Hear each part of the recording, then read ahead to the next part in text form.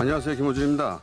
반일동상, 진실규명 공대회 등 9개 단체들이 윤미향 당선자를 검찰에 고발했습니다. 수요 집회에서 전시 성폭력 개념을 학생들에게 주입시키는 정서적 학대를 저질러서 아동학대죄, 청소년보호법 위반죄 혐의라는 겁니다. 웃기지도 않습니다. 역사를 학생들에게 가르치는 게 어떻게 정서적 학대입니까? 전시 성폭력을 저지른 주체는 일제인데 오히려 그들 만행을 고발해온 활동가를 때려잡는 게 그게 전 국민을 상대로 한 정신적인 학대죠. 그리고 언론은 소녀상을 부셔버리자는 이들을 어떻게 보수단체라고 보도해 줍니까? 일제 만행을 덮는데 앞장서는 이들에게 어떻게 보수의 자격을 줍니까? 그건 일본 극우가 할 일 아닙니까? 그런 단체가 그런 고발을 하면 오히려 언론이 가서 따져야죠. 왜 일본 극우가 할 일을 대신하고 있냐고. 일본 극우가 무슨 관계냐고. 정의연에게는 꺼리낌 없이 영수증 내놓으라고 하면서 왜 그들에겐 같은 욕을 안 합니까? 자금 출처를 묻고 가족관계를 파헤치세요. 똑같이. 일본 극우의 일을 대신한 이들이 대한민국의 보수가 될 수는 없는 겁니다. 일본 극우의 동지들이고 친일단체라고 불러야 하는 거죠. 시청자 여러분, JTBC 뉴스룸을 시작하겠습니다. 2년 전에 발표된 한일 정부의 위안부 문제 합의 과정에 대한 조사 결과가 오늘 공개되었습니다. 당시에 박근혜 정부는 24년 만에 위안부 문제를 매듭지었다면서 큰 의미를 부여했습니다. 그러나 아무런 사회적 합의도 없는 가운데 10억 엔을 받고 위안부 문제를 더 이상 거론하지 않겠다고 일본에 약속해 준 것을 두고 논란이 끊이지 않았습니다. 조사 결과 당시 박근혜 정부는 소녀상 문제 등 일본의 요구를 사실상 100% 수용한 것으로 드러났습니다. 무엇보다도 합의는 되돌릴 수 없는 것이다 라는 뜻의 불가역이라는 단어 역시 이면 합의를 통해서 이루어진 것으로 나타났습니다. 일본 정부는 오늘 발표에 대해서 강하게 반발하면서 한일 관계 관리가 불가능해질 수 있다고 사실상의 협박성 발언을 내놨습니다. 먼저 이면 합의 내용을 하나씩 짚어드리겠습니다. 박현주 기자가 나와 있습니다. 자, 박 기자, 우선 지난 2015년에는 공개되지 않았던 비공개 합의가 있었다는 것이 2년 만에 처음 드러난 거죠. 예, TF는 당초 공개된 합의문 외에 우리 정부에게 일방적으로 부담이 될 수 있을 만한 내용들이 비공개로 포함이 되어 있었다, 이렇게 설명을 했습니다. 예. 그 발표 내용을 한번 직접 들어보시죠. 양국 간 합의 내용에는 외교장관 공동기자회견에서 발표한 공개 합의 내용 외에 소녀상, 제3국 기림비, 성노예 표현과 같은 비공개 내용이 들어 있습니다. 예, 사실 소녀상 이전 같은 경우에는 실제로 일본이 합의 발표 직후부터 계속해서 이전될 것이다라고 주장을 했기 때문에 이거 뭐 이면 합의가 있었던 것이 아니냐 하는 얘기가 있긴 있었습니다, 그때도.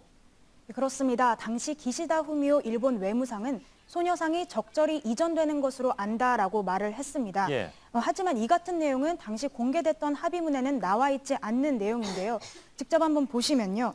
한국은 일본의 우려를 인지하고 또 그렇기 때문에 관련 단체들과의 협의를 통해서 적절하게 해결되도록 노력한다라는 내용만 나와 있습니다. 예. 그러니까 일본 정부가 그 같은 주장을 할 만한 약속을 사실상 해준 셈이라는 분석입니다. 이렇게 계속 이제 그쪽에서 딴소리가 나오니까 그래서 이제 이면 합의가 있었던 것이 아니냐 하는 얘기가 계속 돌았는데 정부에서는 그걸 부인하지 않았습니까, 그 당시에? 네, 당시 윤병세 외교부 장관은 이 같은 의혹을 부인했습니다. 이 부분도 직접 들어보시죠. 예. 발표된 합의 외에 비공개된 합의문이 있습니까? 네, 없습니다. 없어요? 네. 그거 확실하죠? 네. 예. 제가 아는 한 없습니다. 뭐 누차 말씀드렸습니다마는 짤막하게 대답하시죠. 합의된 거 그 이상도 그 이하도 아닙니다. 자, 결과적으로 보자면 오늘 TF 발표 내용에 따르면 이건 거짓 해명이 됐습니다. 네, 그렇습니다. 구체적인 맥락이 공개가 됐는데요. 일본 측이 우리에게 소녀상 이전을 어떻게 할 것인지 그 구체적인 계획을 알고 싶다라고 묻자 우리가 일본의 우려를 인지하고 있고 또 그에 따라서 협의를 통해서 적절하게 해결하도록 노력하겠다, 이런 답을 해줬던 겁니다. 예. 관련 단체하고 협의를 통해서 적절하게 해결하겠다. 이건 뭐 누가 봐도 일본의 입장에서는 협조하겠다 이렇게밖에 안 들리는 그런 상황이군요. 그러니까 일본의 요구를 사실상 받아들여서 졸속으로 합의를 한 뒤에 비공개로 묶어버렸다. 이렇게 볼 수 있는 대목인데 이런 식으로 사실상의 비밀 약속을 해준 것이 이거 말고도 또 있죠. 예, 이외에도 정대협 등 위안부 관련 단체를 설득해달라고 일본 정부가 요구를 하자 우리 정부는 이 같은 단체들이 이견을 표명하는 경우에는 우리가 설득하도록 노력하겠다라는 답을 해주고요. 또 제3국에 위안부 관련 기린비를 설치하는 문제와 관련해서도 일본 정부가 적절하지 않다라는 지적을 하자 우리도 지원하지 않겠다라는 약속을 해주기도 합니다. 예. 또 성노예라는 표현도 일본이 굉장히 껄끄럽게 여기는 표현입니다. 여기에 대해서도 우리가 입장을 줬죠. 예, 사실 성노예라는 표현은 우리 정부가 먼저 사용을 한 것이 아니라 외신들이 주로 사용하면서 알려지기 시작을 했는데요. 그렇습니다. 예, 위안부라는 표현보다 성노예라는 표현을 통해서 이 문제의 심각성을 더 부각을 한 겁니다. 하지만 일본 정부 측에서 이 표현을 더 이상 사용하지 않기를 희망한다라고 말을 하자 우리 정부도 이 문제를 표현할 만한 공식 명칭은 일본군 위안부 피해자 문제뿐임을 재차 확인한다라는 답을 해주기도 했습니다. 예.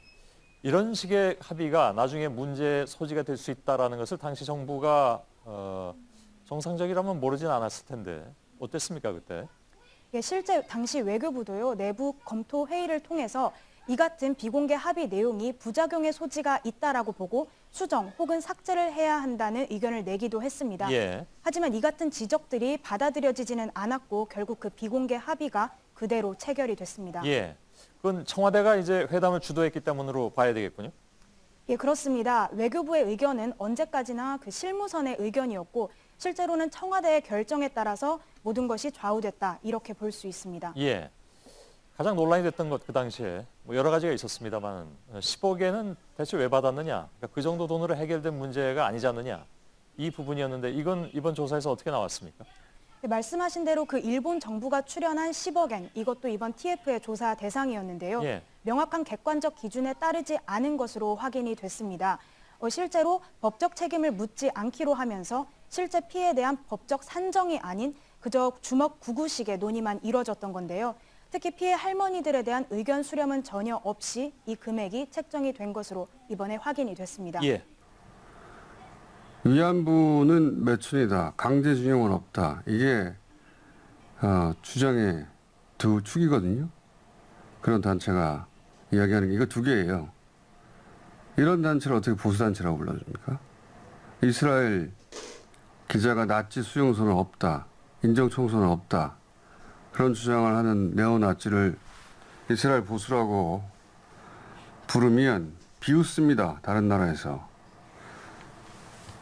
기자들이 어떻게 이렇게 쉽게 일본 극우의 논리에 그냥 넘어가 줍니까? 저는 이번 정의연 일은 언론의 책임이 아주 크다고 보는데 보수는 기본적으로 민족주의자들이에요. 이스라엘 보수는 더 극단적인 민족주의자들이에요. 더 강력하게 나치를 규탄해요. 당연한 거 아닙니까? 우리나라 보수라면 이렇게 역사 왜곡을 하는 일제에 대해서 더 강력하게 규탄해야 되는 거죠. 어떻게 그 편을 들고 있는데 보수입니까? 그냥 친일 단체예요. 너무 명백하게도.